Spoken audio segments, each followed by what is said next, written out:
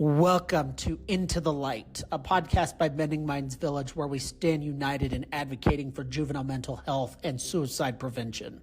I'm your host, Caden, and we're going to embark on a journey of awareness, understanding, and resilience. At Mending Minds Village, we believe in the transformative power of conversation. We believe in shedding light on the challenges that our youth are facing and fostering a community of support for our children. Into the Light is not just a podcast.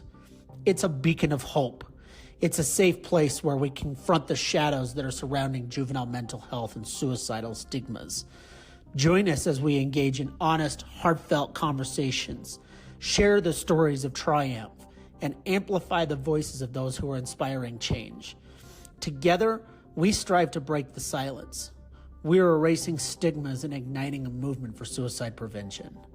This podcast isn't just about shedding light on our struggles.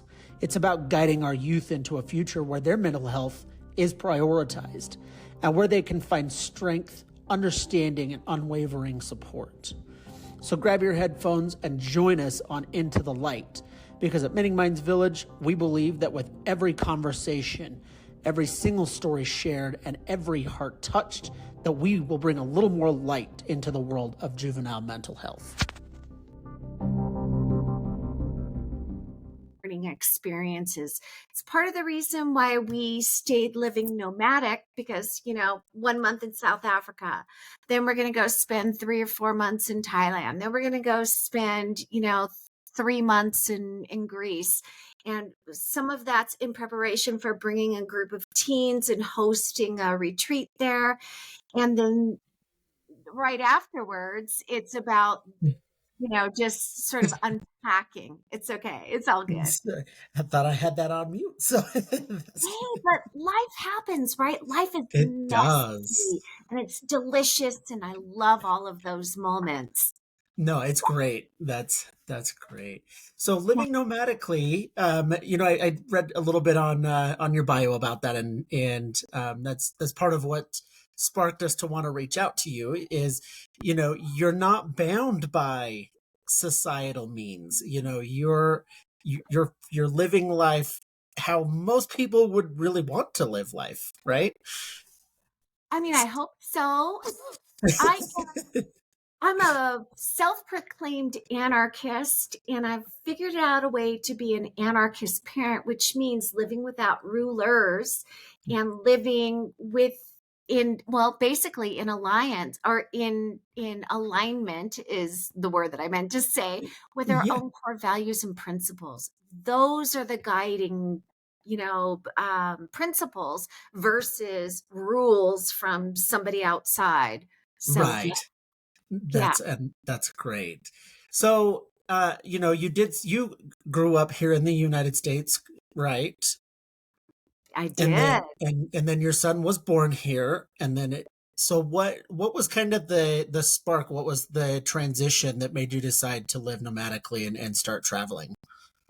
Well, we didn't intend to live nomadically. In fact, as somebody who owned a business in California, I worked in advertising and marketing and branding for 18 years. The last 8 of those years, I owned my own agency. And in 2008, the economy crashed in California, and I started seeing my clients leave left and right. And I knew that by the end of the year, I would be closing my agency. Also, being a single parent to an almost 10-year-old, 9-year-old child at the time, I was working really hard, and, I worked a lot of hours, upwards to 80 hours a week. And one of the things my son would say to me all the time was, "Mom, you're always working and you never spend any time with me." And that just cut through my heart like a jagged, drives that dagger right in. Oh man, just pushed it in. And so I remember just sitting in the office one night. It was late, later than it should have been for a 9-year-old, but we were still in the office. And I just looked at him and I said, "Miro," his name is Miro, obviously. "What do you think if we just got rid of all this stuff and went and had an adventure?" I remember he was playing a video game, and he stopped and he's like, you serious? I was like, totally serious. And then he followed it up with one question. And that question was, do I have to go to school? So we set out for 1 year of travel, 1 year, which turned into 15. That's great. And yeah, we never looked back. I mean, we've been back. I'm sorry, my dog's barking. We never went back to the States to live. We've been back to visit and speak at conferences and so forth. But, there's something about being present in your own life, living without rules, um, li- living in partnership with another human being, which is how I chose to raise my child, and really focusing on those inner worlds as a valuable part of a person's life.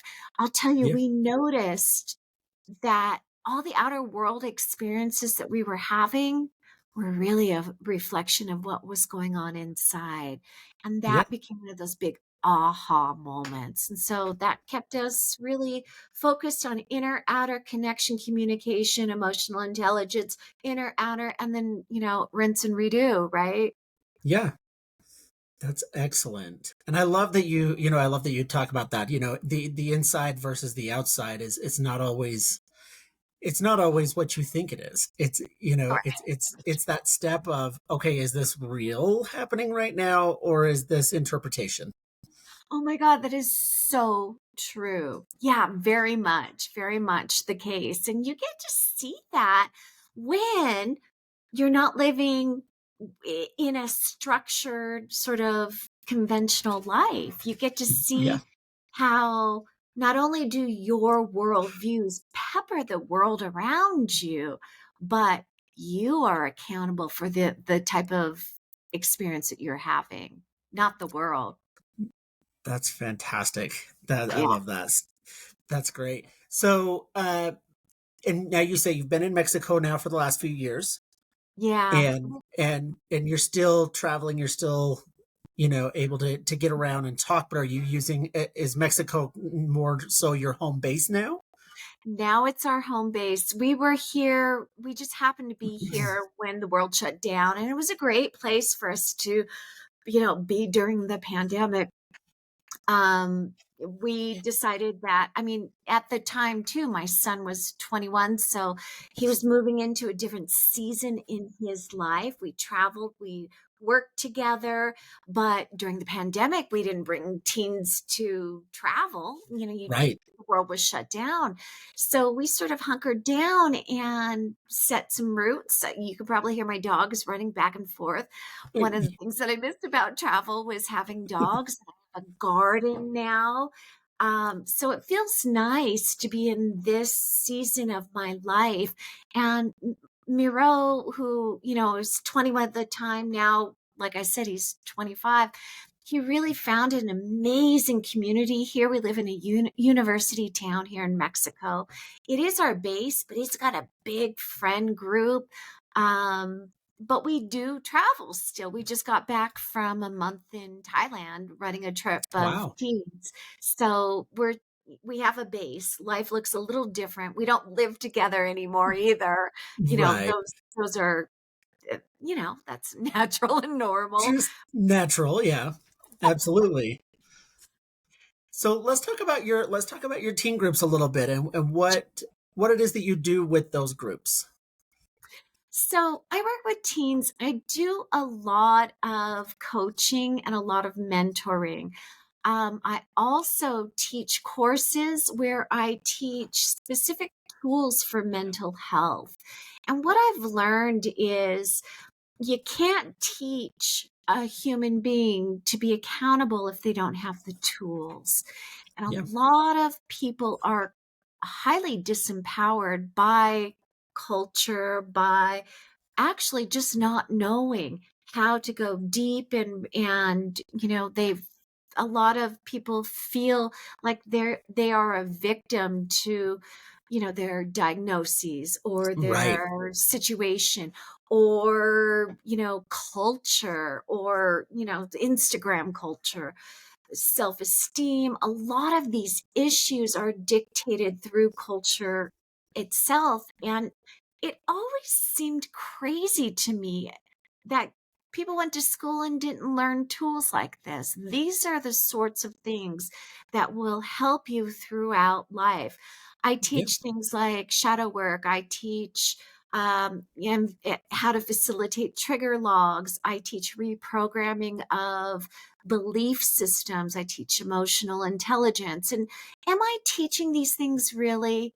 I'm actually introducing and facilitating tools so that each teen can own them themselves and they have the empowerment to go inward.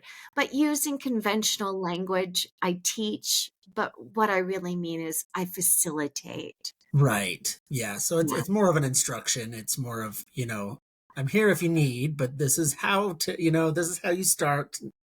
Here you Well, go. I mean, I introduce the tool. I share ways that the tools are beneficial. I give specific challenges, and when I teach the courses, groups of teens sharing small bits of information about themselves allow other teens to exhale because somebody else is thinking or feeling or experiencing the same thing. And that means exponentially they're realizing that they're not nuts. That Right. talking about the inner world, normalizing conversations around the inner world, just that like small little thing alone, that creates change and transformation. Then you add the tools that you're facilitating and you're creating spaces, safe spaces for teens to connect and share, and then to process and change. And then by giving them challenges and coming back and sharing what they learned from the challenges also creates that culture of normalizing the inner world as a Right. whole. Right. And there's a lot of, there's a lot to say about putting people together. One of the biggest things we see with, especially suicide prevention work, Yeah. is that need to feel connected, that need for somebody else to understand. Yeah. I And mean, it goes for all of the work. It's what you're saying is you see that in even in your work. absolutely. We know that connection is probably the greatest deterrent of suicide and also of, traveling down the path of drug abuse and any Yeah. addiction. Yeah, the more Connection, and having the right connection. We definitely need to obviously. specify that, but Yes. and making sure that it's the right group of people and it's the right environment for them to be in experiencing life. Yeah, of course, of course. S- That's implied. Yes. We would hope, but I've learned that over the course of the last couple of years that we definitely specify what we mean. I So, and you do these all over, right? So you just got done with Thailand. Uh, Yes. where? So I'm going to make a differentiation. I co-founded Project World School with my son, Okay. and that's the company where we bring teens to different places in the world for these immersive learning experiences. In 2020, I actually founded Transformative Mentoring for Teens, and then in 2021 started writing a book sharing the tools that I use with teens and that I used on myself and that I used as a parent. So they're semi-separate. But there is a lot of crossover. The Right. I Right. mean, the work that I do is with teens, and whether it's in the self-directed education, inner world, outer world discovery, or transformative mentoring for teens, which is really a virtual online community, and Okay. that's inner world. That's okay. That's Yeah. great. So are you still touring then? Are you still going to different locations to do more schooling? Yes and no. Okay. Okay. um, being that I am now, I'm in my 50s and I'm focusing primarily on working in mental health with teens. I'm still co Yes. facilitating with my son 1 or 2 trips a year, and Oh, okay. he's taking the lead and doing the rest. So That's he's awesome. 25. So, yeah, yeah. Yeah, young and full of energy and Right. that's Yeah. great. So what's the next location? Where do you have your eyes set on? So crazy enough, or coincidentally enough, both crazy and coincidentally, they're coming to Guanajuato, Mexico, and I happen to live in this town, and that's the end of March. So we're doing what's called our intro trip. This is for a younger group. This is Okay. for ages 12 to about 17, and it's a 9-day trip versus our month-long trips, which are generally for 15, 16 to about 20 Oh, age. okay. A That little slight, it just veers a little bit younger. Sometimes teens also have never been away from home for that long or traveled to a right. foreign country. So the next trip, the intro trip, is a Mexico trip. And That's we've great. done them all over Mexico. It just so happens, coincidentally, it's in the town that I live in. Makes it a little bit easier. You know?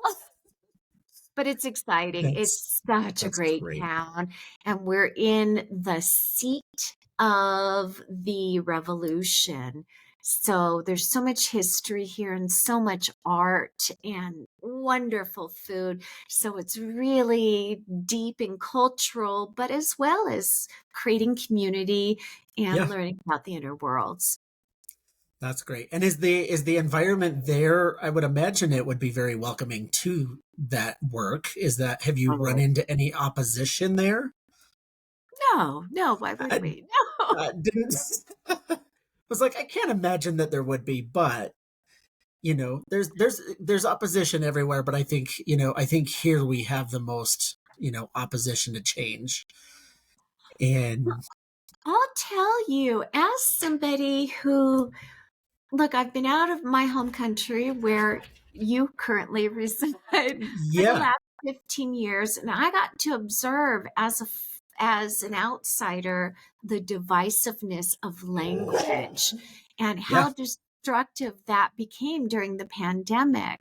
And again, as an anarchist, I am not aligned with either political um persuasion. I really feel like those sorts of topics create division among human beings, and division is not such a bad thing, but people in the United States don't play nicely together. They don't have no, the skills to be comfortable with the discomfort of having hard conversations. Instead, they create sides where nobody's listening to each other.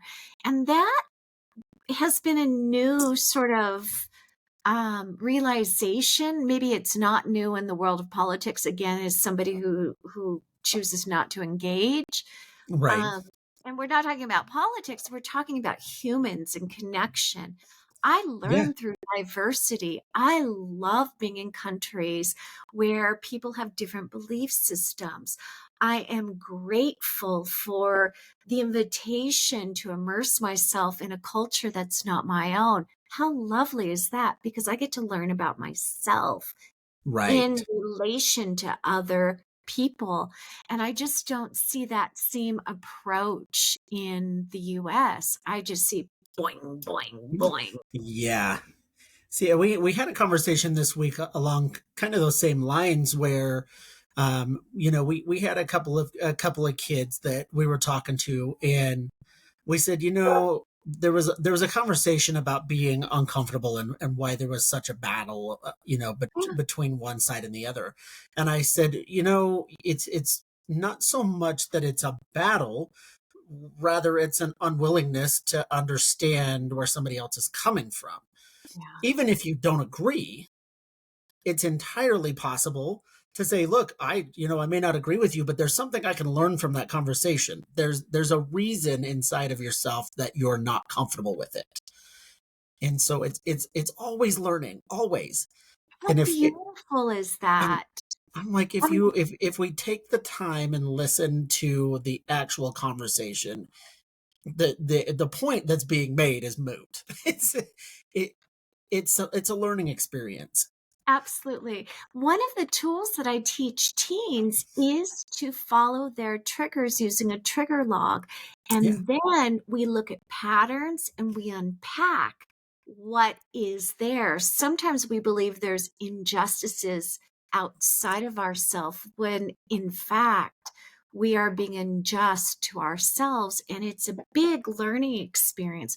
Triggers let us know that emotional responses for those that don't know what triggers are. Right. Strong emotional responses let us know that there is either incongruity in ourselves or something driving the desire to be heard, seen, and understood, where we feel like we're not doing those things. And that's learning, right? Right. And that's what it takes, for those of us that have been on this, journey of trying to work through our mental health and trying to understand where our own patterns are. We as adults, we've got to be able to understand ourselves before we can help our youth. Absolutely. And so, having that conversation with adults can be interesting sometimes. It's like, you're telling me that I've got to undo my 40 years of life. Like, this is not what I want to do. And I'm like, well, I totally can understand that. I'm there. I'm going through that work. I'm understanding where you're coming from, but we Exactly. definitely have to do it. We do have to do it. And can I tell you a secret? You want to hear a I would, secret? Oh, we're on a would podcast. love Maybe to. it's not going to be a secret. So I wrote a book here. I'm just going to show it to you, right? It's called Seen, Heard, and Understood: Parenting and Partnering with Teens for Greater Mental Health. And in this book, I'm first exposing parents to how to partner with their teens, Yeah. not rule over them. And so I'm talking about the difference between teaching and ruling and authoritarianism and partnering, right? So, which Right. really comes down to facilitating. So, language is important. But there's a whole chapter of nothing but tools. And the tools are the same tools that I use in my practice to, help teens really own their internal world. But I Yeah. invite the parents to use the tools before they facilitate them with their teens. Why? Because they've got to know what's going on in their own internal worlds. And if they wish to make changes, if they're getting triggered by their teen, that's the parent, that's not the teen, right? Yep. If there's a belief that there is rudeness, well, maybe you were not listened to and dismissed as a young person. And that Yeah. rudeness touching on Is a wound. turning. Exactly. So the secret is parents need to do the work too. It's not about fixing another human being besides looking in and seeing what's going on in your own internal worlds. And every human being, even if you feel like you're the most, aware human being on the planet, let me tell you, we could be aware and Aware. aware, but we still have more. We're human. We still Right. have deeper to go and layers to pull out. And we've all been through childhood. So we all have a history to understand. Right. Can you imagine that? Right. And that childhood programs who we are. Now, we Right. can either allow that programming to run in our subconscious mind as our core foundational operating system, or we could learn about it and even reprogram it. Exactly. Exactly. And as people, as people begin to do that work, as you work with parents and you work with teens, what do you generally see as the kind of initial reaction versus maybe a couple of months down the road when we're starting to use those tools? Are you seeing a good transformation? So, first of all, I don't work with parents. I wrote a book for parents, but parents are a lot of work because they've got 40 plus years of programming. Yeah. A lot of parents that say that they want to do the work are not really willing to do the work. A lot are. And somebody who loves working with people in that stage would be more suited for them because I am put on this planet to work with teens. That's my sole purpose of being here besides raising my beautiful child. Right. Right. So I love partnering with teens. I love being that adult that can show up for them to show them that they matter. Nobody did that for me. And every time I do that for another teen, it heals a little part of myself. And the transformations are instant because it's a partner to partner relationship. I am not, you know, forcing them to do anything. I Yeah. am meeting them exactly where they are, which is so important. And I'm not their parent and I'm not judging them. They could be them in front of me, right? They could be whoever they are. And I understand as somebody who went through trauma, who, I had to overcome a lot of the shame around having sex at an early age, doing drugs, lots of really self-destructive choices that I made about my life because nobody was there for me. I'm not blaming anybody, but I'll tell you, we are not responsible for the abuse that we received in our childhood. Right. We are not.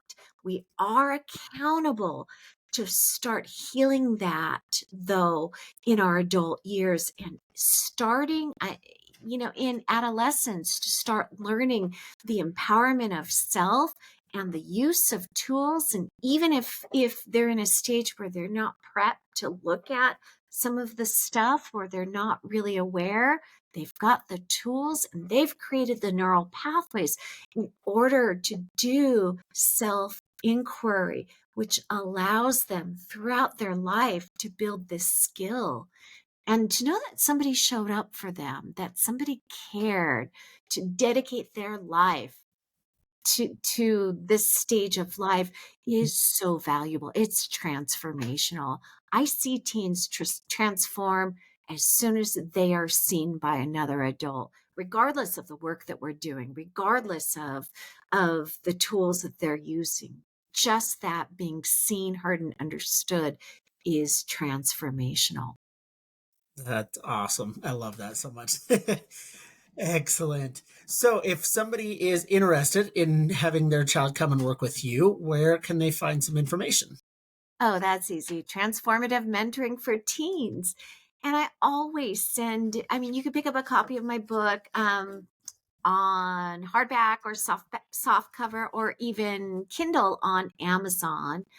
Right now, it's being recorded to audio. But if you enroll your teen in one of my classes, I'll send it to you as a PDF because I just want this information out there. And I also want you, if you're willing as a parent, to do the work while they're doing the work. You don't have to do it together or at the same time, but to have a conversation about emotional responses and about triggers, and also for the parents to understand the neurological and biological and psychological changes that are happening in their child will help them exhale a little bit. Just This is not personal. This right. is a natural stage. That's great. Lainey, it was great to meet you. It was great to have you on the show with us. And again, if you're looking for more information, you can always, always, always find her on all over the web. Yeah, right. So put in a Google search for Lanie Liberti. You'll be able to find Yeah, her I'm in just everywhere. about anywhere you want. Lanie, thank you so much again for being here. We appreciate you. My pleasure. Keep doing the good work. Oh, absolutely. Absolutely. And we will be talking more soon, I'm sure. Awesome. Awesome. Thank you. Thank you. That was fun. You bet. All right, everybody. Thank you for joining us here on Mending Minds Village podcast Into the Light. Yeah, Lanie, it was a great again having you on the show, and the information was fantastic. We definitely appreciate that. Give you guys a couple of updates that we've got going on right now before we wrap up the show. So we're talking again about the event that's coming up. We need to get more attention on it, which means we need your help. We have the Walk for Life Suicide Prevention Walk here in Morgan, June 14th, 2024, at the Morgan High School football field. We have some pretty big sponsors that have picked it up, guys. We have picked up Raising Cane's as a sponsor. Raising Cane's will be at the event. They will be bringing board games and tables and, of course, their amazing lemonade. We have Wasatch Peaks Ranch, who has also joined on as a sponsor. We appreciate you guys for joining on and helping out with this major event. And because of how big it's gotten and because of where we're at with this event, we now have a press release out, which has made our state local news, and it's also made national agencies. And because of that, we are going to be holding a press conference. This press conference will be held March 12th at 10 a.m. right here in Morgan, Utah at the Morgan County building. So be looking for us on your local news. Be looking for the news report that comes out after the fact. And we will be sharing all of those links so that you guys can follow up. If you would like to be a sponsor for this event, get your business recognized, and help out a local suicide prevention program, please reach out to us on mendingmindsvillage.org/walk4life. You can find all of the information for the events. We are trying to get into another location as well in October, and that would be a big way to get this program off the ground. We've been talking at length about our suicide prevention peer support night. That night is coming up on us, you guys. We're so excited. So that event is going to those groups are going to start taking place this Wednesday. I know we said Thursdays. Please listen to the details on this event. Those nights are going to start being on Wednesday this week, and then we will change them back to Thursday after some little minor details have sorted out. We thought we had the location secured with the auditorium at the county building, and we just don't line up our schedules. They've got other meetings planned on some of the days. So we are going to have a more secured facility, and not facility, but a secure date and location that's going to be long-term. That's going to take place in the next week. So be looking for that detail. But for right now, we're going to plan on Wednesday night at the fire department in Morgan, Utah. And that one, I will give you all the information for that on the website. You can call and ask for details. We'd love to see you there. We would love to support you through this time. We are also working on some other events. So we've got the resource fair here in Morgan that's coming up on March 16th. We're also looking at being a part of some of the farmers markets that are going to start happening right about the end of March, beginning of April. We do have a new group that's a new group of advocates that are joining us this week that is going to open us up a division in Uinta County. Uinta County is the Roosevelt, Duchesne area in Utah, part of the Tri-County area. And that's one of those counties that gets missed quite a bit. So we are so excited that we have some volunteers and advocates that are wanting to help take off with events out there and really help spread the word of Mending Minds Village work of suicide prevention and mental health advocacy. Again, you guys, thank you so much for all that you do, for all your support and your help. We could not do this organization without all of you and without the work that you do. We are just one very small part of this whole big deal. So thank you very much for being a part of it. We appreciate you being here and listening to Into the Light with Mending Minds Village. Stay tuned next week. We have another podcast episode for you. We've got another guest that's going to be on. That guest we have already interviewed, so we know how that show's going to go. Yeah, we're kind of seeing into the future. It's kind of cool, but we know how that show goes. It's going to kind of build on the show here with Lanie, and it's going to be in a different perspective, which we love. We love having different perspectives. But it takes it into more of a spiritual conversation. It takes it more into the spiritual and more internal realms of things. And so I hope that you enjoy that episode as well. And then we have behind that, we have another interview with a man named Lance. Excuse me if I slaughtered your name and you're hearing this. I apologize. His name is Lance. And he was a therapist for a lot of years. So we're going to talk to him about his perspective into mental health in juveniles and kind of what he has experienced over the years. So we're looking forward to having him on the show. Again, that'll be here in just a couple weeks. Please stay tuned. Continue to share the show. Please continue to visit the website and ask your questions. We love hearing from you. If you don't know how to get a hold of us, guys, I will give you the 3 methods of contact that you can do. We are on all social media sites under Mending Minds Village. The only exception to that rule is Twitter, because it wouldn't let us put the whole name. So, of course, on Twitter, we're Mending Minds Vil, V-I-L. You can also reach us on the website at mendingmindsvillage.org, or you can call me. You can reach me by phone at 801-259-3312. I'll give you that phone number every show because it's public information. It's on the website. It's on all of our media contacts. If you need to get a hold of me for any reason, please do so. If I don't answer right away, leave me a message, and I will call you back as soon as I am available next.